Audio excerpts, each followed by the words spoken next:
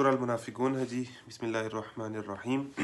اذا جاءك المنافقون قالوا نشهد انك لرسول الله والله يعلم انك لرسول والله يشهد ان المنافقين لكاذبون اتخذوا ايمانهم جنة فصدوا عن سبيل الله انهم ساء ما كانوا يعملون ذلك بانهم آمنوا ثم كفروا ذلك بانهم آمنوا ثم كفروا فتبع على قلوبهم فهم لا يفقهون فإذا رأيتهم تعجبك أجسامهم وإن يقولوا تسمع لقولهم كأنهم خشب مسندة يحسبون كل صيحة عليهم هم العدو فاحذرهم قاتلهم الله أنى يؤفكون.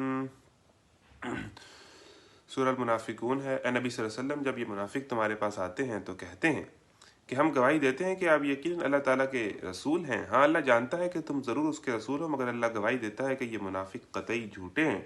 اتخذوا ایمانہم، انہوں نے اپنی قسموں کو ڈھال بنا رکھا ہے، اور اس طرح یہ اللہ کے راستے سے خود رکتے ہیں اور دنیا کو روکتے ہیں. کیسی بری حرکتیں ہیں جو یہ لوگ کر رہے ہیں.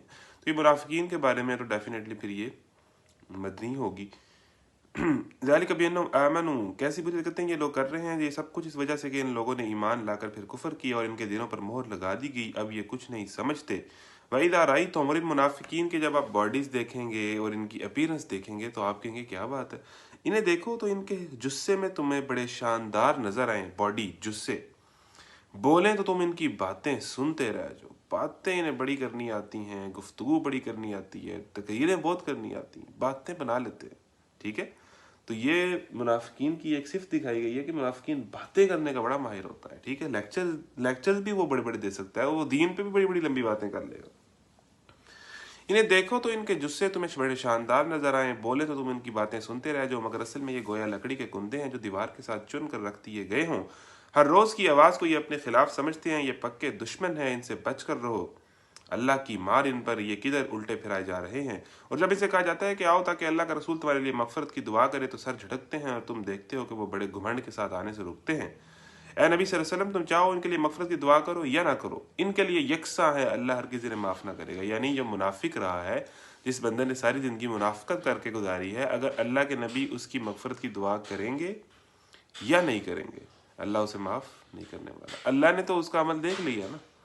تو یہ بڑی کلیئر آیت ہوگی کہ اے نبی صلی اللہ علیہ وسلم، پہلے بھی آئی تھی، تم چاہے ان کے لیے مغفرت کی دعا کرو یا نہ کرو، ان کے لیے برابر ہے. اللہ ہرگز انہیں معاف نہ کرے گا. اللہ فاسق لوگوں کو ہرگز ہدایت نہیں دیتا. یہ وہی لوگ ہیں جو کہتے ہیں کہ رسول کے ساتھیوں پر خرچ کرنا بند کر دو تاکہ یہ منتشر ہو جائیں، یعنی انہیں فائنینشلی کمزور کرو. حالانکہ زمین اور آسمانوں کے خزانوں کا مالک اللہ ہی ہے، مگر یہ منافق سمجھتے نہیں ہے. دیکھیں، معیشت کون مضبوط کرے گا، پیسے کہاں سے آئیں گے، فائنینشیل سپورٹ کہاں سے ملے گی مومن کے لیے، اس کا اللہ پہ یقین ہونا چاہیے. منافق کی یہ سوچ ہوتی ہے کہ ان کو ہم اس طرح کمزور کریں گے، اس طرح کمزور کریں گے تو ان کے پاس پیسے نہیں رہیں گے. یہ کہتے ہیں کہ ہم مدینہ واپس پہنچ جائیں تو جو عزت والا ہے وہ ذلیل کو وہاں سے نکال باہر کرے گا، حالانکہ عزت تو اللہ اور اس کے رسول اور مومنین کے لیے ہے. عبداللہ بن ابی نے کہا تھا نا کہ عبداللہ بن ابی نے چونکہ مدینہ کا سردار بننا تھا، جو منافقین کا سردار تھا عبداللہ بن ابی، تو جب اس نے سردار بننا تھا اس دن مدینہ میں نبی کریم صلی اللہ علیہ وسلم کی آمد ہوگی تو وہ وہاں کے سردار بن گئے. تو وہ ذلیل کہتا تھا نعوذ باللہ ان کو، اور عزت والا اپنے کو کہتا تھا. تو پھر وقت نے دیکھا کہ عزت والا کون ہے اور ذلیل کون ہو رہا ہے. یہ کہتے ہیں کہ ہم مدینے واپس پہنچ جائیں تو جو عزت والا ہے وہ ذلیل کو وہاں سے نکال باہر کرے گا، حالانکہ عزت تو اللہ اور اس کے رسول اور مومنین کے لیے ہے، مگر یہ منافق جانتے نہیں ہیں. وَلِلَّهِ الْعِزَّةُ وَلِرَسُولِهِ وَلِلْمُؤْمِنِينَ، عزت کس کے لیے ہے؟ منافقوں کو کسی اور سپر پاور میں عزت نظر آ رہی ہو کہ وہ عزت دار ہے. وَلِلَّهِ الْعِزَّةُ وَلِرَسُولِهِ وَلِلْمُؤْمِنِينَ، لیکن عزت جو ہے وہ اللہ اور اس کے رسول اور مومنین کے لیے ہے، مگر یہ منافق جانتے نہیں ہیں. یا ایھا الذین آمنوا لا تلہکم اموالکم ولا اولادکم عن ذکر اللہ ومن یفعل ذلک فاولئک هم الخاسرون. اے لوگو جو ایمان لائے ہو، تمہارے مال، تمہاری اولادیں تم کو اللہ کی یاد سے غافل نہ کریں. جو لوگ ایسا کریں وہی خسارے میں رہنے والے ہیں. وانفقوا مما رزقناکم، جو رزق ہم نے تمہیں دیا اس میں سے خرچ کرو قبل اس کے کہ تم میں سے کسی کی موت کا وقت آ جائے، اور اس وقت وہ کہے کہ اے میرے رب، کیوں نہ تو نے مجھے تھوڑی سی مہلت دی اور دے دی ہوتی کہ میں صدقہ دیتا اور سارے لوگوں میں شامل ہو جاتا. ایک دفعہ عمرہ کرنے کا موقع ملا تو وہاں پر غالباً فجر کی نماز تھی، تو وہاں پر امام صاحب نے ان آیات کی تلاوت کی تھی. وہ بہت سٹرانگ جو تھا نا، ان کا امپیکٹ تھا، سیدھا دل پہ جا کے لگی تھی. وَأَنفِقُوا مِمَّا رَزَقْنَاكُم مِّن قَبْلِ أَن يَأْتِيَ أَحَدَكُمُ الْمَوْتُ، جو رزق ہم نے تمہیں دیا ہے اس میں سے خرچ کرو قبل اس کے کہ تم میں سے کسی کی موت کا وقت آ جائے اور وہ کہتا رہے یا اللہ مجھے تھوڑی سی مہلت اور دے دے، یا اللہ تھوڑا سا ٹائم اور. نہیں، لولا اخرتنی الی اجل قریب، کیوں نہ تو نے مجھے تھوڑی سی مہلت اور دے دی ہوتی کہ میں خرچہ کر لیتا تیری راہ میں، صدقہ دے دیتا، کچھ نیکیاں کر لیتا، کچھ پلانس کیے ہوئے تھے وہ پورے کر لیتا اور سارے لوگوں میں شامل ہو جاتا. وَلَن يُؤَخِّرَ اللَّهُ نَفْسًا إِذَا جَاءَ أَجَلُهَا، حالانکہ جب کسی کی مہلت عمل پوری ہونے کا وقت آ جاتا ہے تو اللہ اس کو ہرگز مزید مہلت نہیں دیتا، ایک سیکنڈ بھی مزید نہیں ملتا. تو حدیث بھی ہے نا کہ اپنی جوانی کو بڑھاپے سے پہلے غنیمت جانو اور اپنی فراغت کو مصروفیت سے پہلے غنیمت جانو. جو عمل کرنا ہے اسی میں کر لو، بیماری سے پہلے صحت کو غنیمت جانو. اور جو کچھ تم کرتے ہو اللہ اس سے باخبر ہے. جلدی سے آگے چلتے ہیں جی. سورہ جمعہ کے بعد سورہ المنافقون ہو گئی، منافقون کے بعد آ گئی التغابن. بسم اللہ الرحمن الرحیم. یسبح للہ ما فی السماوات وما فی الارض له الملک وله الحمد وهو على كل شيء قدیر. هو الذي خلقكم فمنكم كافر ومنكم مؤمن والله بما تعملون بصير. خلق السماوات والارض بالحق وصوركم فاحسن صوركم واليه المصير. يعلم ما في السماوات والارض ويعلم ما تسرون وما تعلنون والله عليم بذات الصدور. اللہ کی تسبیح کر رہی ہے ہر وہ چیز جو آسمانوں میں ہے اور ہر وہ چیز جو زمین میں ہے، اسی کی بادشاہی اور اسی کے لیے تعریف ہے اور ہر چیز پر قادر ہے. وہی ہے جس نے تم کو پیدا کیا، پھر تم میں سے کوئی کافر ہے اور کوئی مومن. اللہ وہ سب کچھ دیکھ رہا ہے جو تم کرتے ہو. اس نے زمین اور آسمانوں کو برحق پیدا کیا اور تمہاری صورت بنائی اور بڑی عمدہ بنائی اور اسی کی طرف آخرکار تمہیں پلٹنا ہے. زمین اور آسمان کی ہر چیز کا اسے علم ہے، جو کچھ تم چھپاتے ہو اور جو کچھ تم ظاہر کرتے ہو سب اس کو معلوم ہے اور وہ دلوں کا حال تک جانتا ہے. کیا تمہیں ان لوگوں کی کوئی خبر نہیں پہنچی جنہوں نے اس سے پہلے کفر کیا اور پھر اپنی شامت اعمال کا مزہ چکھ لیا اور آگے ان کے لیے ایک دردناک عذاب ہے. اس انجام کے مستحق وہ اس لیے ہوئے کہ ان کے پاس ان کے رسول کھلی کھلی دلیلیں اور نشانیاں لے کر آتے رہے، مگر انہوں نے کہا کیا انسان ہمیں ہدایت دیں گے؟ اس طرح انہوں نے ماننے سے انکار کر دیا اور منہ پھیر لیا. تب بھی اللہ نے ان سے بے پرواہ ہو گیا اور اللہ تو ہے ہی بے نیاز اور اپنی ذات میں آپ محمود. منکرین نے بڑے دعوے سے کہا کہ وہ مرنے کے بعد ہرگز دوبارہ نہ اٹھائے جائیں گے. ان سے کہو نہیں، میرے رب کی قسم تم ضرور اٹھائے جاؤ گے، پھر ضرور تمہیں بتایا جائے گا کہ تم نے دنیا میں کیا کچھ کیا ہے، اور ایسا کرنا اللہ کے لیے بہت آسان ہے. بس ایمان لاؤ اللہ پر، اس کے رسول پر، اس روشنی پر جو ہم نے نازل کی. جو کچھ تم کرتے ہو اللہ اسے باخبر ہے. اس کا پتہ تمہیں اس روز چل جائے گا جب اجتماع کے دن وہ سب کو اکٹھا کرے گا. یوم التغابن، وہ دن ہوگا ایک دوسرے کے مقابلے میں لوگوں کی ہار جیت کا. پاکستان اور انڈیا کے فائنل میچ میں پاکستان ہار جائے تو کتنا دکھ ہوتا ہے، مگر وہ دکھ جو ہے وہ ایک مہینے بعد، چند مہینے بعد ختم ہو جاتا ہے.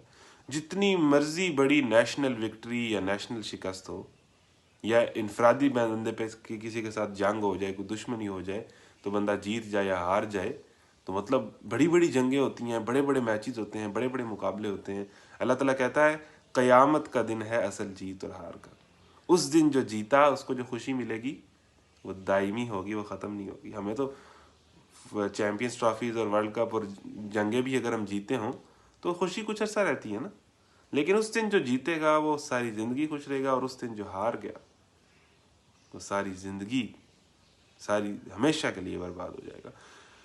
وہ اس دن اجتماع کا دن وہ سب کو اکٹھا کرے گا. یوم یجمعکم لیوم الجمع ذالک یوم التغابن، اور وہ دن ہوگا اصل ہار اور جیت کا.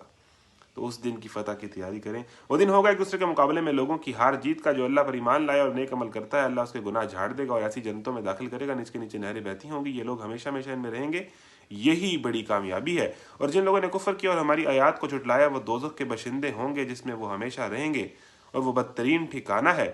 کوئی مصیبت کبھی نہیں آتی مگر اللہ کے اذن ہی سے آتی ہے، اور جو شخص اللہ پر ایمان رکھتا ہو اللہ اس کے دل کو ہدایت بخشتا ہے، اور اللہ کو ہر چیز کا علم ہے. اللہ کی اطاعت کرو، رسول کی اطاعت کرو، لیکن اگر تم اطاعت سے منہ موڑتے ہو تو ہمارے رسول پر صاف صاف حق پہنچا دینے کے سوا کوئی ذمہ داری نہیں ہے. اللہ وہ ہے جس کے سوا کوئی خدا نہیں، لہذا ایمان لانے والوں کو اللہ ہی پر بھروسہ رکھنا چاہیے. اے لوگوں جو ایمان لائے ہو، تمہاری بیویوں اور تمہاری اولاد میں سے بعض تمہارے دشمن ہیں، ان سے ہوشیار رہو. اگر تم عفو درگزر سے کام لو اور معاف کر دو تو اللہ غفور الرحیم ہے. تم یعنی جو ایمان نہیں لے کے آئے آپ کی فیملی میں سے وہ آپ کے دشمن ہے. تمہارے مال اور تمہاری اولاد تو ایک آزمائش ہے اور اللہ ہی ہے جس کے پاس بڑا اجر ہے. لہذا جہاں تک تمہارے بس میں ہو اللہ سے ڈرتے رہو اور سنو اور اطاعت کرو اور اپنے مال خرچ کرو، یہ تمہارے ہی لیے بہتر ہے. جو اپنے دل کی تنگی سے محفوظ رکھ لیے گئے وہی فلاح پانے والے ہیں. اور اگر تم اللہ کو قرض حسنہ دو تو وہ تمہیں کئی گنا بڑھا کر دے گا. اللہ کو دیے جانے والے پیسے یعنی اللہ کی راہ میں دینے والے پیسوں کو اللہ تعالیٰ کہتا ہے قرض حسن، کہ یہ بہت اچھا قرض ہے. یہ جو تم اللہ کو قرض دے رہے ہو نا، یہ قرضوں میں سب سے اچھا قرض ہے. اور یہ ڈبل ٹرپل جو ہے وہ ہو کے ہونے واپس آنے والا ہے، ملٹیپل ٹائمز بڑھ کے۔ اگر تم اللہ کو قرض حسن دو وہ تو تمہیں کئی گنا بڑھا کر دے گا اور تمہارے قصوروں سے درگزر بھی فرمائے گا، حاضر اور غائب ہر چیز کو جانتا ہے، زبردست اور دانا ہے۔ سورہ طلاق پر آ جائیں، اس میں ایک آیت بڑی خوبصورت ہے، اس کو پڑھتے ہیں۔ بسم اللہ الرحمن الرحیم، اے نبی جب تم لوگ عورتوں کو طلاق دو تو انہیں ان کی عدت کے لیے طلاق دیا کرو اور عدت کے زمانے کا ٹھیک ٹھیک شمار کرو، اللہ سے ڈرو جو تمہارا رب ہے۔ زمانہ عدت میں نہ تم انہیں ان کے گھروں سے نکالو نہ وہ خود نکلیں، یعنی عدت کے زمانے میں عورت اپنے شوہر کے گھر ہی رہے گی اور اسے ہر طرح کا کھانا ساری چیزیں ملتی رہیں گی، الا یہ کہ وہ کسی سری برائی کی مرتکب ہو، یہ اللہ کی مقرر کردہ حدیں ہیں، اور جو کوئی اللہ کی حدوں سے تجاوز کرے گا وہ اپنے اوپر خود ظلم کرے گا۔ تم نہیں جانتے شاید اس کے بعد اللہ موافقت کی کوئی صورت پیدا کر دے۔ عدت کے ٹائم میں یہ فائدہ ہوتا ہے کہ مرد اور عورت کی ناراضگی ختم ہو جاتی ہے، غصہ ختم ہو جاتا ہے، تو بہت زیادہ چانسز ہوتے ہیں کہ مرد رجوع کر لے۔ تو یہ عدت کا پیریڈ بھی ہے نا، یہ بھی بیسیکلی اس میں بڑا اہم پہلو ہے رشتے کو دوبارہ سے برقرار کرنے کا۔ یعنی غصہ تو ٹائم پہ آتا ہے، بندہ وہ ہائپر ہو جاتا ہے تو مسائل ہو جاتے ہیں، لیکن 1 مہینہ 2 مہینہ 3 مہینہ جتنی بھی یہ عدت ہے اس میں جو ہے وہ چیزیں سیٹل بھی ہو سکتی ہیں۔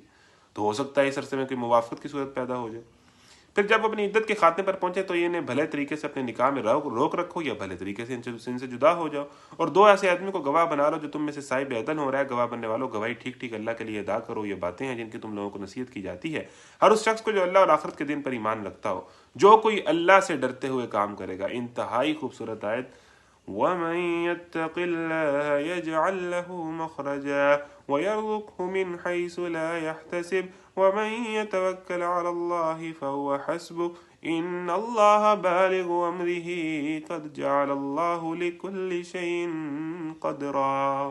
آپ میں سے جو کوئی پریشان ہے نا، مایوس ہے، وہ کسی ایسے ماحول میں ہے جہاں پر اسے اللہ کی نافرمانی مجبوراً وہاں پر اس سے ہو جاتی ہے، یا جو بھی ہے، کوئی غلط جاب کر بیٹھا ہے، کوئی حرام ذریعہ معاش اختیار کر بیٹھا ہے، جو کہیں بھی کسی بھی جگہ پہ پھنسا ہوا ہے، وہ یہ آیت پڑھے، اور جو کوئی اللہ سے ڈرتے ہوئے کام کرے گا نا، اللہ اس کے لیے مشکلات سے نکلنے کا راستہ پیدا کر دے گا۔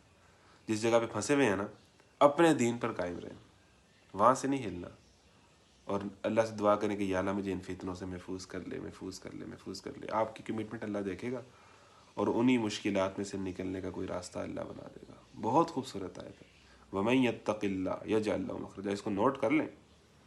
جو کوئی اللہ سے ڈرتے ہوئے، پیچھے جو ہے وہ شادی کا بھی ذکر آ رہا ہے، نکاح، طلاق، گھریلو مسائل، خاندان کے مسائل، سسرال کے مسائل، اس طرح کے بھی ہوتے ہیں۔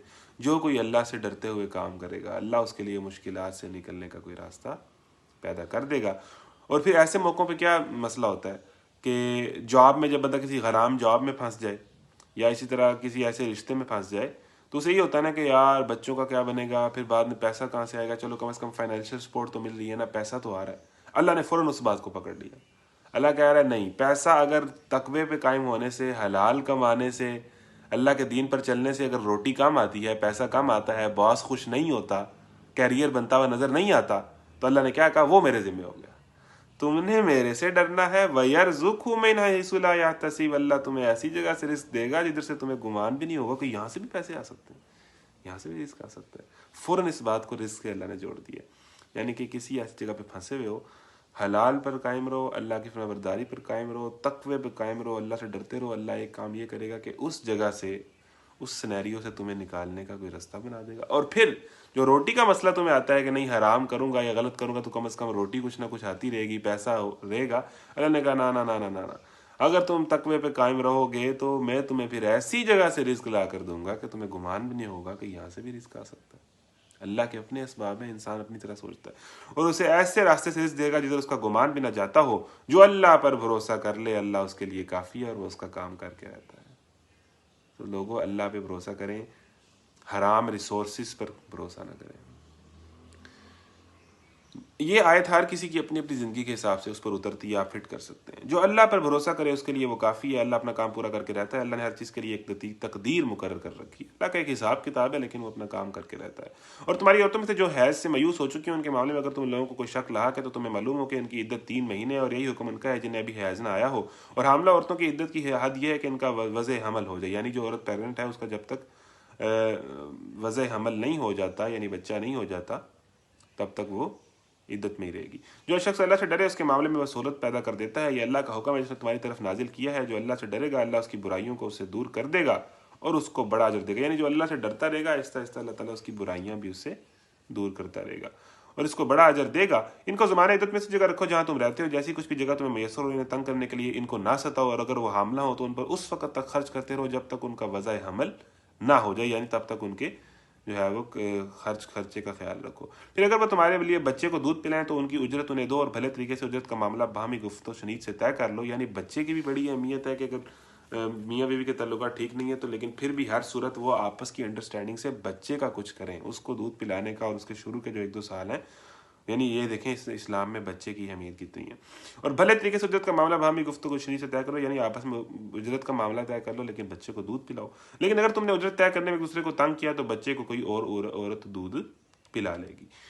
خوشحال آدمی اپنی خوشحالی کے مطابق نفقہ دے, اور جس کو رزق کم دیا گیا ہے وہ اسی مال میں سے خرچ کرے جو اللہ نے اسے دیا ہے. اللہ نے جس کو جتنا کچھ دیا ہے اس سے زیادہ کا وہ اسے مکلف نہیں کرتا.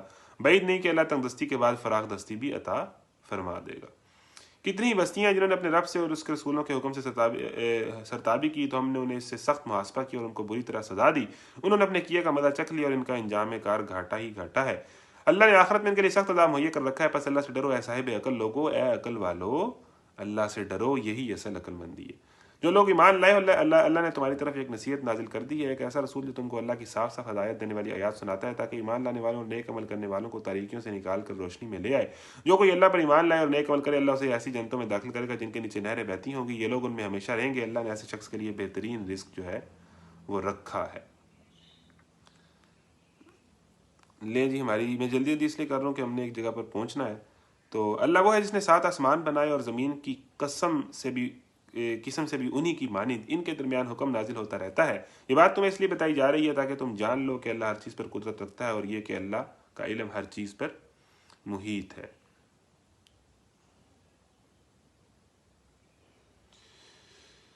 ٹھیک ہو گیا جی. یہ ہے جی اب آخری صورت آگئی 28ویں سپارے کی, اس کو پڑھتے ہیں سورہ تحریم. اچھا, اس کی بیک گراؤنڈ یہ ہے کہ اللہ کے نبی نے اپنے اوپر شہد کو حرام کر لیا تھا. آپ کی ایک بیوی نے کہا کہ آپ جو یہ والا شہد کھاتے ہیں نا تو اس سے آپ کے منہ سے ایک خاص طرح کی سمیل آتی ہے. ٹھیک ہے, ایک آپ کی زوجہ نے کہا. تو اللہ کے نبی نے ان کی بات سے انفلوئنس ہو کے کہا کہ اب تو میں اپنے اوپر یہ شہد جو ہے حرام کر لیتا ہوں.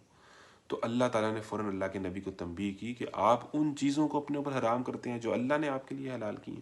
یعنی جو اجازتیں, جو لطف, جو حلال چیزیں اللہ نے آپ کو حلال کی ہوں آپ کے لیے, اور ایک بندہ اپنے اوپر ان کو حرام کر لے تو اللہ تعالیٰ کو یہ بات پسند نہیں آتی. لیکن یہ ایک خاص واقعے کے کنٹیکسٹ میں ہے کہ اللہ کے نبی نے اپنی بیوی کی بات سن کر اپنے اوپر کہا کہ اب میں یہ شاید نہیں کھاؤں گا.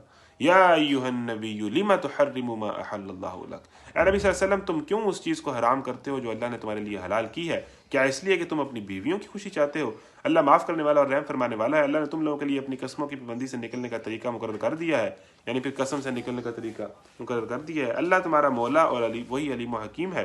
اور یہ معاملہ بھی قابل توجہ ہے کہ نبی نے ایک بات اپنی بیوی سے راز میں کی تھی, پھر جب اس بیوی نے کسی اور پر وہ راز ظاہر کر دیا اور اللہ نے نبی کو اس سے افشائے راز کی اطلاع دے دی تو نبی نے اس پر کسی حد تک اس بیوی کو خبردار کیا اور کسی حد تک اس سے درگزر کیا. پھر جب نبی نے اسے افشائے راز کی یہ بات بتائی تو اس نے پوچھا آپ کو اسے کس نے خبر دی؟ نبی نے کہا مجھے اس نے خبر دی ہے جو سب کچھ جانتا ہے اور خوب باخبر ہے. یعنی اس سے یہ پوائنٹ نکلا ہے کہ قرآن کے علاوہ بھی اللہ تعالیٰ نبی کریم صلی اللہ علیہ وسلم کو غیب کی خبریں دیتا تھا. قرآن میں نہیں ہے لیکن اللہ تعالیٰ کو پتہ چل گیا کہ ان کی بیوی نے ایک راز کی بات کر دی کسی اور بیوی سے تو اللہ کے نبی کو پتہ چل گیا, لیکن وہ قرآن میں نہیں ہے تو ظاہر ہے کہ وہ اللہ نے کسی اور طرح سے ان کو اطلاع دے دی. اچھا, اگر تم دونوں اللہ سے توبہ کرتی ہو تو یہ تمہارے لیے بہتر ہے کیونکہ تمہارے دل سیدھی راہ سے ہٹ گئے ہیں, اور اگر نبی کے مقابلے میں تم نے باہمی جتھا بندی کی تو جان رکھو کہ اللہ اس کا مولا ہے, اور اس کے بعد جبریل اور تمام صالح اہل ایمان اور سب ملائکہ اس کے ساتھی اور مددگار ہیں. یہ بیسیکلی نبی صلی اللہ علیہ وسلم کی 2 بیویوں نے اس لیے کیا تھا کہ اللہ کے نبی ہمیں زیادہ ٹائم دیں, وہ دوسری بیوی کو ٹائم دیتے ہیں. تو انہوں نے پھر اس طرح کیا کہ بھئی آپ جو یہ شہد کھاتے ہیں, ان کے ایک بیوی کے ہاں وہ شہد ہوتا تھا تو اس سے بھی تو وہاں سے وہ شہد ملتا تھا تو کبھی اس سے جو ہے وہ اسمیل آتی, جو بھی سارا یہ معاملہ ہے انٹرنل ازواج مطہرات کا, تو یہ چھوٹے موٹے معاملات, تو اس میں اللہ تعالیٰ نے فوراً تنبیہ کر دی اور ان دونوں بیویوں کو بھی کہا کہ آپ بھی توبہ کریں کیونکہ تمہارے دل سیدھی راہ سے ہٹ گئے ہیں. اس کی تفصیل اگر آپ نے پڑھنی ہے تو اس میں کچھ لکھی ہوئی ہے.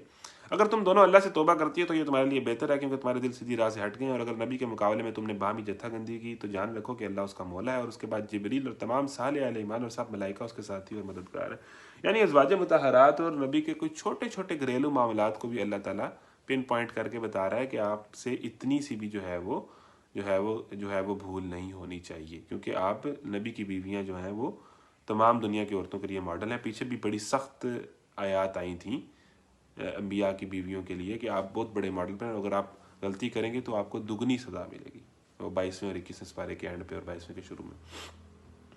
اچھا جی، بعید نہیں کہ اگر نبی تم سب بیویوں کو طلاق دے دے تو اللہ اسے بیویاں تمہارے بدلے میں عطا فرما دے جو تم سے بہتر ہوں۔ اب یہ دیکھیں، اب ان بیویوں کو چھوٹی سی غلطی پر اللہ تعالیٰ کہہ رہا ہے کہ بعید نہیں کہ نبی آپ کو طلاق دے دے اور اللہ ان سے بہتر بیویوں انہیں دے دے۔ تو بڑی سخت باتیں اللہ تعالیٰ کرتا ہے کہ جب نبی کی بیویوں سے کوئی چھوٹی موٹی بھول ہوتی تھی۔ اگر نبی تم سب بیویوں کو طلاق دے دے تو اللہ اسے ایسی بیویاں تمہارے بدلے میں عطا فرما دے جو تم سے بہتر ہوں، سچی مسلمان، با ایمان، اطاعت گزار، توبہ گزار، عبادت گزار، روزہ دار۔ یعنی ایسی بیوی ہونی چاہیے، صفات دیکھیں، سچی مسلمان، با ایمان، اطاعت گزار، توبہ گزار، عبادت گزار، روزہ دار، خواہ شوہر دیدہ ہوں یا باکرا، یعنی ان کی پہلے میرج شادی ہوئی ہو یا وہ طلاق یافتہ ہوں، لیکن آپ نے جو صفات دیکھنی ہے ایک عورت میں، ہم دیکھتے ہیں ڈگری، میڈیکل کی لڑکی، وہاں کی لڑکی، وہاں کی لڑکی۔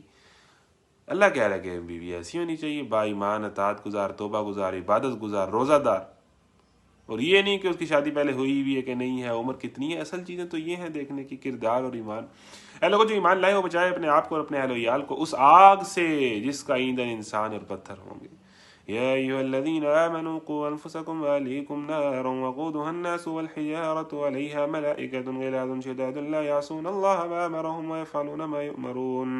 اے لوگوں جو ایمان لائے ہو، اپنے آپ کو اور اپنے بیوی بچوں کو، اپنے گھر کے چھوٹے چھوٹے پیارے بچوں کو، اپنے گھر والوں کو اس آگ سے بچاؤ، یعنی اپنے آپ کو بھی آگ سے بچاؤ اور اپنی فیملی کی بھی فکر کرو، کیریئر کی فکر بھی کرو، لیکن اپنے فیملی، اپنے بچوں، بیٹوں، بیٹیوں کے ایمان کی فکر کرو۔ دور بڑا خراب ہے، اس کے اوپر محنت کرو، اس پر کام کرو، اس کو اپنی پریورٹیز میں رکھو۔ اپنے آپ کو بھی آگ سے بچاؤ اور اپنے گھر والوں کو۔ اللہ تعالیٰ کہہ رہا ہے اپنی فیملی کو، اہل و عیال کو۔ وہی بات ہے نا کہ جنت میں آپ کے گھر سے کوئی بندہ جہنم میں چلا گیا، اللہ اکبر، استغفر اللہ۔ اے لوگوں جو ایمان لائے ہو، بچاؤ اپنے آپ کو اور اپنے اہل و عیال کو اس آگ سے جس کا ایندھن انسان اور پتھر ہوں گے، جس پر نہایت تند خو اور سخت گیر فرشتے مقرر ہوں گے جو کبھی اللہ کے حکم کی نافرمانی نہیں کرتے اور جو حکم انہیں دیا جاتا ہے اسے بجا لاتے ہیں۔ اس وقت کہا جائے گا کہ اے کافرو، آج معذرتیں پیش نہ کرو، تمہیں تو ویسا ہی بدلہ دیا جا رہا ہے جیسا تم عمل کر رہے تھے۔ اے لوگوں جو ایمان لائے ہو، اللہ سے توبہ کرو، خالص توبہ، بعید نہیں کہ اللہ تمہاری برائیاں تم سے دور کر دے اور اللہ تمہیں ایسی جنتوں میں داخل فرما دے جن کے نیچے نہریں بہہ رہی ہوں گی۔ یہ وہ دن ہوگا جب اللہ اپنے نبی کو اور ان لوگوں کو جو اس کے ساتھ ایمان لائے ہیں رسوا نہ کرے گا، ان کا نور ان کے آگے آگے ان کے دائیں بائیں جانب دوڑ رہا ہوگا، اور وہ کہہ رہے ہوں گے کہ اے ہمارے رب، ہمارا نور ہمارے لیے مکمل کر دے اور ہم سے درگزر فرما، تو ہر چیز پر قدرت رکھتا ہے۔ اے نبی، کفار اور منافقین سے جہاد کرو اور ان کے ساتھ سختی سے پیش آؤ۔ جاہد الکفار والمنافقین، منافقوں سے اور کفاروں سے ایک تو جہاد کرو اور ان پر نرمی نہیں کرنی، سختی سے پیش آؤ۔ ان کا ٹھکانہ جہنم ہے اور وہ بہت برا ٹھکانہ ہے۔ اللہ کافروں کے معاملے میں نوح اور لوط کی بیویوں کو بطور مثال پیش کرتا ہے۔ وہ ہمارے 2 صالح بندوں کی زوجیں تھیں مگر انہوں نے اپنے شوہروں سے خیانت کی، یعنی حضرت نوح کی بیوی نے بھی خیانت کی، حضرت نوح کے بیٹے نے بھی خیانت کی، ان کا بھی واقعہ ہے، اور حضرت لوط کی بیوی کا بھی ہے کہ انہوں نے بھی جو ہے وہ اللہ کے نافرمانوں کا ساتھ دیا۔ وہ ہمارے 2 صالح بندوں کی زوجیت میں تھی مگر انہوں نے اپنے ان شوہروں سے، یعنی اب یہ کن کو سمجھایا جا رہا ہے؟ نبی کریم صلی اللہ علیہ وسلم کی بیویوں کو، کہ بھئی یہ سارے کریکٹر گزرے ہیں، ٹھیک ہے، تو آپ جو ہے ان سے سبق سیکھیں اور اپنے آپ کو ماڈل نبی کی بیوی ثابت کریں۔ وہ ہمارے 2 صالح بندوں کی زوجیت میں تھیں، پھر وہی بات کہ اپنے گھر والوں کو اور خود کو، اپنے آپ کو، اپنے بیوی بچوں کو آگ سے بچاؤ، یہ سارے اسی کانٹیکسٹ میں آ رہی ہیں۔ وہ ہمارے 2 صالح بندوں کی زوجیت میں تھیں مگر انہوں نے اپنے شوہروں سے خیانت کی اور وہ اللہ کے مقابلے میں ان کے کچھ بھی نہ کام آ سکے۔ دونوں سے کہہ دیا گیا کہ جاؤ آگ میں جانے والوں کے ساتھ تم بھی چلی جاؤ، یعنی نوح کی بیوی اور لوط کی بیوی، ٹھیک ہے۔ تو یہ تحریم صورت اس لیے ہے کہ اللہ کے نبی نے ایک بیوی کے کہنے پر اپنے اوپر شہد کو حرام کر لیا تھا اور اللہ تعالیٰ نے کہا تھا کہ نہیں، اللہ کی حلال چیزوں کو آپ حرام نہیں کر سکتے۔ اور اہل ایمان کے معاملے میں اللہ فرعون کی بیوی کی مثال پیش کرتا ہے جبکہ اس نے دعا کی کہ اے میرے رب میرے لیے، اور ایک طرف فرعون کی بیوی ہے۔ یہ ساری باتیں سمجھائی جا رہی ہیں نبی کی بیویوں کو کہ نبی کی بیویاں دیکھو، لوط کی بیوی اور نوح کی بیوی وہ نافرمانی کے راستے پہ چل پڑی، اور ایک طرف فرعون جیسے جو ہے وہ دشمن حق کی بیوی ہے جو نیک عورت بن گئی۔ تو نیکی اور جو ہے وہ گناہ تو یہ تو پھر کہیں بھی ہو سکتا ہے، بڑے بڑے غلط جگہوں پر بڑے بڑے نیک لوگ پل سکتے ہیں، بڑی بڑی پاک صاف مکہ مدینہ والی جگہوں پہ بڑے بڑے منافق پل سکتے ہیں، ٹھیک ہے جی۔ اور اہل ایمان کے معاملے میں اللہ فرعون کی بیوی کی مثال پیش کرتا ہے کہ دیکھیں اس کا شوہر کیسا برا تھا اور اس نے کس طرح اپنے ایمان کی بھی حفاظت کی اور کس طرح وہ اپنے کردار پر قائم رہی، اور اس نے پھر پارٹ بھی پلے کر دیا حضرت موسیٰ کی پرورش کے اندر، انقلاب کے اندر ایک پارٹ بھی پلے کر دیا، یعنی فرعون کی بیوی ہوتے ہوئے اس نے کتنے بڑے بڑے کام کر دیے. اور اہل ایمان کے معاملے میں اللہ فرعون کی بیوی کی مثال پیش کرتا ہے جب اس نے دعا کی کہ میرے رب میرے لیے اپنے ہاں جنت میں ایک گھر بنا دے اور مجھے فرعون اور اس کے عمل سے بچا اور ظالم قوم سے مجھ کو نجات دے. اور عمران کی بیٹی مریم کی مثال دیتا ہے جس نے اپنی شرمگاہ کی حفاظت کی تھی، پھر ہم نے اس کے اندر اپنی طرف سے روح پھونک دی اور اس نے اور اپنے رب کے ارشادات اور اس کی کتابوں کی تصدیق کی اور وہ اطاعت گزار لوگوں میں سے تھی. یعنی حضرت مریم اور فرعون کی بیوی کی مثالیں دی ہیں یہاں پر. 28واں پارہ مکمل ہوا اور 29 پارے کی سورہ ملک جو ہے وہ ہم بعد میں پڑھیں گے آخری لیکچر کے اندر، ٹھیک ہے. اور سورہ القلم سے آغاز کرتے ہیں، ایک دو صورتیں پڑھ کے اس کو میں مکمل کروں گا انشاءاللہ العزیز. سورہ القلم پہ آئے، سورہ ملک چھوڑ دیں، یہ ہم کل والے لیکچر میں آخری لیکچر میں پڑھیں گے. تو کل ہمارا لیکچر جو ہے وہ کچھ دوپہر کو ہوگا اور تھوڑا سا کچھ حصہ ہم رات کو نائٹ سیشن میں اس کو مکمل کریں گے اور قرآن کا خلاصہ ہوگا اور تکمیل ہوگی. بسم اللہ الرحمن الرحیم. نون القلم وما یسطرون. نون قسم ہے قلم کی اس چیز کی جسے لکھنے والے لکھ رہے ہیں. تم اپنے رب کے فضل سے مجنون نہیں ہو اور یقیناً تمہارے لیے ایسا اجر جس کا سلسلہ کبھی ختم ہونے والا نہیں ہے. یعنی وہی کفار اور مشرکین اللہ کے نبی کو مجنون کہتے تھے اور اللہ کہتا تھا کہ آپ مجنون نہیں ہیں، اور یقیناً تمہارے لیے ایسا اجر جس کا سلسلہ کبھی ختم ہونے والا نہیں ہے. وَإِنَّكَ لَعَلَىٰ خُلُقٍ عَظِيمٍ. اور بے شک تم اخلاق کے بڑے مرتبے پر قائم ہو. تم تو صادق اور امین ہو، تمہارا اخلاق ہے، تمہارا کریکٹر ہے، تمہارا کردار ہے. جو مجنون ہوتا ہے اس کا تو کوئی کریکٹر نہیں ہوتا. یہ کیسے بیوقوف لوگ ہیں، مجنون تو یہ ہیں. تو تم جیسے سیرت و کردار کے مالک انسان کو جس کی یہ سیرت خود جانتے ہیں، جن کے پاس یہ امانتیں رکھواتے ہیں، تمہیں یہ مجنون اور بیوقوف اور بھٹکا ہوا کہتے ہیں اور بہکا ہوا کہتے ہیں، نعوذ باللہ. تم تو اخلاق کے اعلیٰ مرتبے پر قائم ہو، یعنی تمہارا تو کریکٹر ہے، تم کیسے. وَإِنَّكَ لَعَلَىٰ خُلُقٍ عَظِيمٍ. یعنی جو کریکٹر کی پیک ہے وہ اللہ کے نبی ہیں.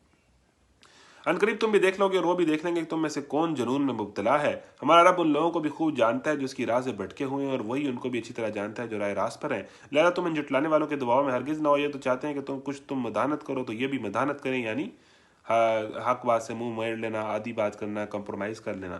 ہرگز نہ دو وہ کسی ایسے شخص سے جو بہت قسمیں کھانے والا اور بے وقت آدمی ہے، تانے دیتا ہے، چگلیاں کھاتا پھرتا ہے، بھلائی سے روکتا ہے، ظلم و زیادتی میں حد سے گزر جانے والا ہے، سخت بد اعمال ہے، جفاکار ہے.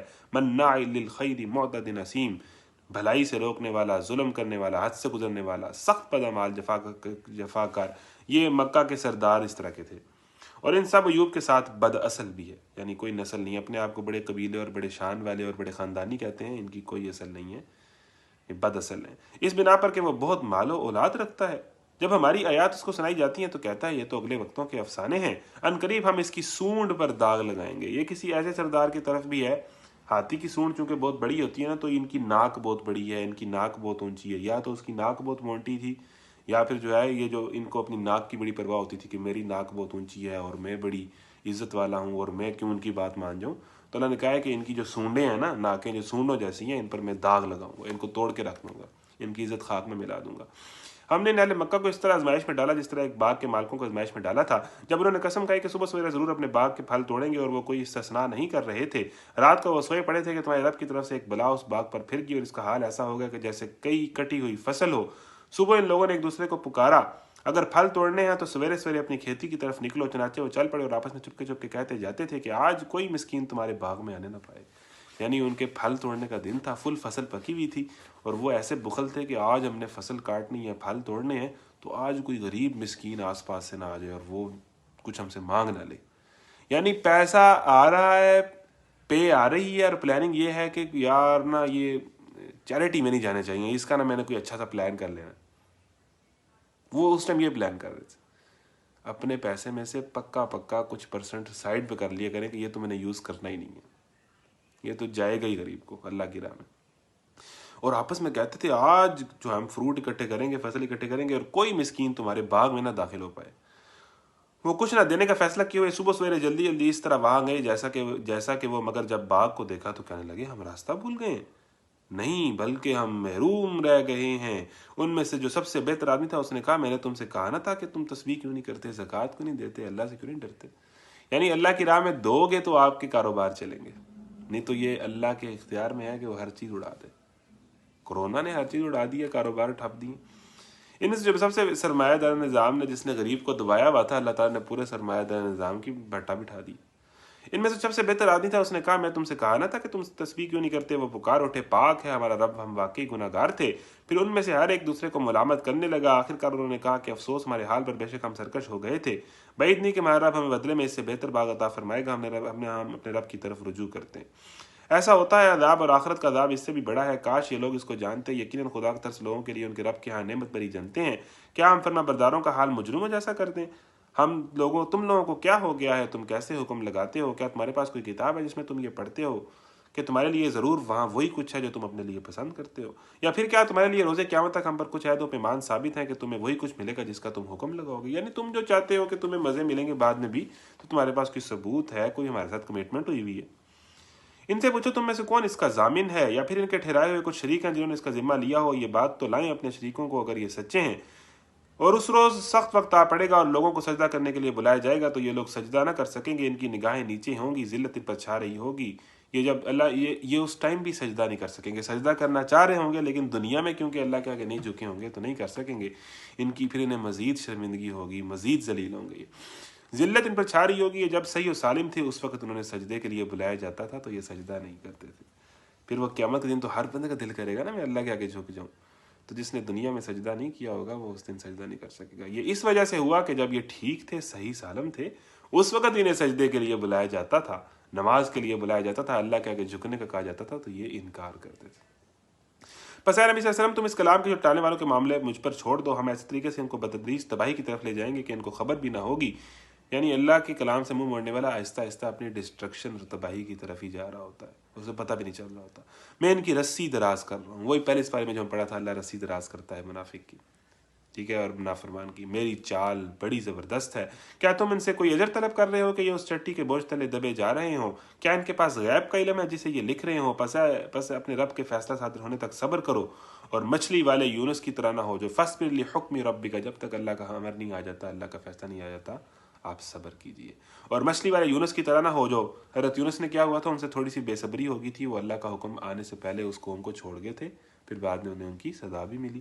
اور مچھلی والے یونس کی طرح نہ ہو جو جب اس نے پکارا تھا اور وہ غم سے بھرا ہوا تھا، اور اگر اس کے رب کی مہربانی اس کے شامل حال نہ ہو جاتی تو وہ مذموم ہو کر چٹیل میدان میں پھینک دیا جاتا۔ یعنی اتنی سخت سزا ہوتی، لیکن انہوں نے مچھلی کی پیٹ میں دعا کی، لا الہ الا انت سبحانک انی کنت من الظالمین، ہم پڑھ چکے ہیں۔ تو اللہ تعالیٰ نے اتنی غلطی جو تھی وہ یہ تھی کہ بس وہ اللہ کے امر کے آنے سے پہلے وہاں سے نکل آئے تھے، اور اس کی اتنی سخت سزا ہوتی کہ وہ چٹیل میدان میں پھینک دیا جاتا مذموم ہو کر۔ استغفر اللہ۔ آخرکار اس کے رب نے اسے برگزیدہ فرما لیا اور اسے صالح بندوں میں شامل کر دیا۔ جب یہ کافر لوگ کلام نصیحت سنتے ہیں تو تمہیں ایسی نظروں سے دیکھتے ہیں کہ گویا تمہارے قدم اکھاڑ دیں گے، اور کہتے ہیں کہ یہ ضرور دیوانہ ہے، حالانکہ یہ تو سارے جہان والوں کے لیے نصیحت ہے۔ یعنی کافر جب اس قرآن کو سنتے ہیں تو تمہیں دیوانہ کہتے ہیں اور اکھاڑ دینے والی نظروں سے دیکھتے ہیں، لیکن یہ قرآن کیا ہے؟ یہ قرآن تو ساری دنیا کے لیے، کافروں کے لیے، مسلمانوں کے لیے ایک نصیحت ہی تو ہے۔ یہ تو نصیحت ہے، ایڈوائس ہے، ذکر ہے، آپ کی بھلائی کے لیے ایک نصیحت ہے کہ بھئی زندگی اس طرح گزارنی ہے۔ اس کے علاوہ یہ قرآن کیا ہے؟ الحاقہ، یہ آخری صورت پڑھ کے ہم اس کو مکمل کرتے ہیں۔ سورہ معارج سے ہم رات کا لیکچر شروع کریں گے، ٹھیک ہے۔ آخری میں ہم سورہ ملک پڑھیں گے جو ہماری رہ گئی ہے۔ بسم اللہ الرحمن الرحیم۔ الحاقۃ ما الحاقۃ وما ادراک ما الحاقہ۔ ہونی شدنی، کیا ہے وہ ہونی شدنی؟ یعنی وہ چیز جو ہو کر رہے گی، اور تم کیا جانو کہ وہ کیا ہے ہونی شدنی۔ اسی طرح القاریہ ملقاریہ وما ادراک ملقاریہ، اسی طرح وما ادراک ملحاقہ، اور تم کیا جانو کہ وہ کیا ہے ہونی شدنی۔ سمود اور عاد نے اس اچانک ٹوٹ پڑنے والی آفت کو جھٹلایا۔ سمود ایک سخت حادثے سے ہلاک کیے گئے اور عاد ایک بڑی شدید طوفانی آندھی سے تباہ کر دیے گئے۔ اللہ تعالیٰ نے اس کو مسلسل 7 رات اور 8 دن پر مسلط رکھا، یعنی 7 راتیں وہ مسلسل آندھی اور طوفان آتا رہا۔ تم وہاں ہوتے تو دیکھتے کہ وہاں وہ اس طرح بچھڑے پڑے ہیں جیسے وہ کھجور کے بوسیدہ تنے ہوں۔ اب کیا ان میں سے کوئی تمہیں باقی بچا نظر آتا ہے؟ اور اسی خطائے عظیم کا ارتکاب فرعون اور اس سے پہلے کے لوگوں نے اور تل پٹ ہو جانے والی بستیوں نے کیا۔ ان سب نے اپنے رب کے رسول کی بات نہ مانی تو اس نے ان کو بڑی سختی کے ساتھ پکڑا۔ جب پانی کا طوفان حد سے گزر گیا تو ہم نے تم کو کشتی میں سوار کر دیا تھا کہ اس واقعے کو تمہارے لیے ایک صبر کا موضوع یادگار بنا دیں، اور یاد رکھنے والے کان اس کی یاد محفوظ رکھیں۔ پھر جب ایک دفعہ سور میں پھونک مار دی جائے گی اور زمین اور پہاڑوں کو اٹھا کر ایک ہی چوٹ میں ریزہ ریزہ کر دیا جائے گا، اس روز وہ ہونے والا ہونی شدنی ہونے والا واقعہ پیش آ جائے گا، یعنی قیامت۔ اس دن آسمان پھٹے گا اور اس کی بندش ڈھیلی پڑ جائے گی، فرشتے اس کے اطراف و جوانب میں ہوں گے، اور 8 فرشتے اس روز تیرے رب کا عرش اپنے اوپر اٹھائے ہوئے ہوں گے۔ 8 فرشتے۔ وہ دن ہوگا جب تم لوگ پیش کیے جاؤ گے، تمہارا کوئی راز بھی چھپا نہ رہ جائے گا۔ اس وقت جس کا نامہ اعمال اس کے سیدھے ہاتھ میں دیا جائے گا وہ کہے گا، لو دیکھو، پڑھو میرا نامہ اعمال، میں سمجھتا تھا کہ مجھے ضرور اپنا حساب ملنے والا ہے۔ وہ دل پسند عیش میں ہوگا. انی ظننت انی ملاق حسابیہ، وہ سمجھتا تھا کہ مجھے ضرور اپنا حساب ملنے والا ہے. فہو فی عیشۃ راضیہ، وہ دل پسند عیش میں ہوگا، عالی مقام جنت میں ہوگا، جس کے پھلوں کے گچھے جھک پڑ رہے ہوں گے، جھک کے نیچے آتے ہوں گے. ایسے لوگوں سے کہا جائے گا مزے سے کھاؤ اور پیو اور اپنے مال کے بدلے جو تم نے گزرے ہوئے دنوں میں کیے ہیں، اور جس کا نامہ اعمال اس کے بائیں ہاتھ میں دیا جائے گا. واما من اوتی کتابہ بشمالہ، وہ کہے گا کاش میرا نامہ اعمال مجھے نہ دیا گیا ہوتا. اس کی تو حسرت اور مایوسی اور ذلت کا عالم ہی کچھ اور ہوگا. یعنی امیجن کہ اللہ آپ کا نامہ اعمال، آپ اس ٹائم کھڑے ہوں اور آپ کے بائیں ہاتھ میں آ جائے، آپ کے پاس کیا آپشن بچے گا؟ وہ جہنم، اس کی چیخ و پکار اور گھسیٹ کے ہم اس طرف لے جائیں گے. وَلَمْ أَدْرِ مَا حِسَابِيَا، اور میں نہ جانتا تھا اور میں نہ جانتا کہ میرا حساب کیا ہے. کاش میرا حساب نہ ہوتا اور میں اس نامہ اعمال کو، اس کو دیکھتا ہی نہ، اپنے کرتوت کو. میں نہ جانتا کہ میرا کیا حساب ہے، میں کیا کر کے ہوں. وہ اس کو دیکھے گا ہی نہیں شرم سے، وہ اس کو چھپا لے گا، اپنے پیچھے آگے آئے گا، اس نامہ اعمال کو اپنے پیچھے چھپا لے گا. کاش میری وہی موت جو دنیا میں آتی فیصلہ کن ہوتی. وہ موت کو پکارے گا کہ کاش میں زندہ نہ ہوتا، میں یہ مومنٹ نہ دیکھتا، میں مر جاتا. کاش میری وہی موت ہوتی جو دنیا میں آئی تھی فیصلہ کن ہوتی. ما اغنی عنی مالیہ، آج میرا مال میرے کچھ کام نہ آیا. ہلک عنی سلطانیہ، سارا اقتدار ختم ہو گیا. حکم ہوگا پکڑو اور اسے، اس کی گردن میں توق ڈال دو، پھر اسے جہنم میں جھونک دو، پھر اس کو 70 ہاتھ لمبی زنجیر میں جکڑ دو. یہ نہ 70 ہاتھ لمبی زنجیر میں جکڑ دو، یہ نہ اللہ بزرگوں برتر پر ایمان لاتا تھا اور نہ مسکین کو کھانا کھلانے کی ترغیب دیتا تھا. لہٰذا آج نہ یہاں اس کا کوئی یار ہے نہ کوئی غمخوار ہے. فلیس لہ اليوم ہاہنا حمیم، آج اس مشکل اور شدید تکلیف کے عالم میں اس کا کوئی غمخوار نہیں، کوئی یار نہیں. اور نہ زخموں کے دھون کے سوائے اس کے لیے کوئی کھانا ہے. وہی زخموں کی پیپ وہ کھائے گا، اس کے لیے کھانے کے پاس بھی کچھ نہیں. جسے خطا کاروں کے سوا کوئی نہیں کھاتا. پس نہیں، میں قسم کھاتا ہوں ان چیزوں کی بھی جو تم دیکھتے ہو اور ان کی بھی جنہیں تم نہیں دیکھتے. یہ ایک رسول کریم کا قول ہے. وما ہوا بقول شاعر، یہ شاعر کا قول نہیں ہے، تم لوگ کم ہی ایمان لاتے ہو. ولا بقول کاہن، نہ یہ کسی کاہن کا قول ہے، تم لوگ کم ہی غور کرتے ہو. یہ اس کے پیچھے ایک واقعہ بھی ہے کہ ایک بعد میں جو صحابی ہوئے وہ غور کر رہے تھے کہ یہ شاعر کا کلام ہوگا، تو آیت پڑھی گئی کہ یہ وما ہوا بقول شاعر. انہوں نے کہا پھر یہ کاہن کا کلام ہوگا، پھر آیت پڑھے گی ولا بقول کاہن. تو یہ بہت ٹچ کی بات. نہ یہ شاعری ہے، نہ یہ کاہنی ہے، نہ یہ جادو ہے، یہ قرآن ہے جو پوری دنیا کے لیے نصیحت ہے، اللہ کا کلام ہے. یہ کسی شاعر کا قول نہیں ہے، تم لوگ کم ہی ایمان لاتے ہو. یہ کسی کاہن کا بھی قول نہیں ہے، تم لوگ کم ہی غور کرتے ہو. یہ رب العالمین کی طرف سے نازل ہوا ہے. اور اگر اس نبی نے خود گھڑ کر کوئی بات ہماری طرف منسوب کی ہوتی، ہم اس کا دایاں ہاتھ پکڑ لیتے اور اس کی رگ گردن کاٹ ڈالتے. اللہ اکبر. اگر اللہ کے نبی محمد صلی اللہ علیہ وسلم حبیب اللہ، اللہ کو محبوب امام الانبیاء، اگر وہ اس قرآن کے علاوہ کوئی اور بات آپ سے کرتے اپنی مرضی سے، تو اللہ تعالیٰ ان کا ہاتھ پکڑ لیتا اور ان کی رگ گردن کاٹ دیتا. بھئی اللہ سب سے بڑا ہے، انبیاء اس کے بندے ہیں، عبدہ و رسولہ. اللہ سب سے بڑا ہے. نبی کریم صلی اللہ علیہ وسلم بڑے بڑے سخت الفاظ قرآن میں آئے. اللہ کے نبی نے ایسا کرنا تو نہیں ہے، لیکن اللہ تعالیٰ کہہ رہا ہے کہ میرا اصول وہی ہے کہ اگر میرا نبی اور ایون اللہ کے آخری نبی بھی ایسا کچھ کریں گے جس کا میں نے حکم نے دیا ہوگا، تو میں رگے گردن کاٹ ڈالوں گا. بہت سخت ہے. اور اگر اس نبی نے خود گھڑ کر کوئی بات ہماری طرف منسوب کی ہوتی، ہم اس کا دایاں ہاتھ پکڑ لیتے، لقطعنا من الوتین، اور اس کی رگے گردن کاٹ ڈالتے. پھر تم میں سے کوئی ہمیں اس کام سے روکنے والا تھا؟ خدا ایک ہی، اور وہ جو چاہتا ہے کر سکتا ہے. اور در حقیقت یہ پرہیزگار لوگوں کے لیے ایک نصیحت ہے یہ قرآن. اور ہم جانتے ہیں کہ تم میں سے کچھ لوگ جھٹلانے والے ہیں. ایسے کافروں کے لیے یقیناً یہ موجب حسرت ہے اور یہ بالکل یقینی حق ہے. پس اے نبی اپنے رب عظیم کے نام کی تسبیح کرو صلی اللہ علیہ وسلم. کہ کیا کریں اے نبی؟ اپنے رب کے عظیم نام کی تسبیح کرتے رہیں. یہ تھی سورہ حاقہ. سورہ المعارج سے ہم رات کو آغاز کریں گے. بہت شکریہ. السلام علیکم ورحمۃ اللہ.